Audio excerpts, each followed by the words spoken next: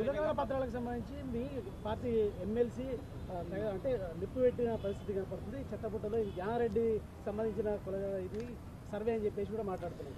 నిజంగా ఎంత దుర్మార్గంగా మాట్లాడుతున్నారంటే ఇప్పటి వరకు దేశంలో బీసీ కులగణన 1931 తర్వాత పాపులర్ ఏది సోషియో ఎకనామిక్ సంబంధించి బ్రిటిష్ కాలంలోనే జరిగింది. ఆ తర్వాత అఫీషియల్గా అథెంటిక్గా ఉన్న కులగణన ఏదైనా జరిగిందంటే ఇప్పుడే జరిగింది.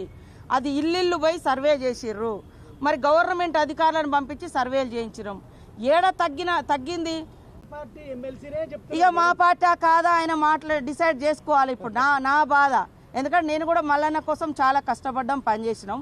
పార్టీలో మాట్లాడాలనుకున్నప్పుడు పార్టీ లైన్లో ఉండాలి. లేదా మీకు డౌట్స్ ఉంటే ఇది ఎట్లా చేసినామని ఆయనను కూడా 2-3 మీటింగ్లో పిలిచినాం. నేనే కదా పంచాయతీరాజ్ శాఖ మినిస్టర్గా ఉన్నప్పుడు కూడా ఉండిగా ఆయనను కూడా 2-3 మీటింగ్లకు వచ్చిండు.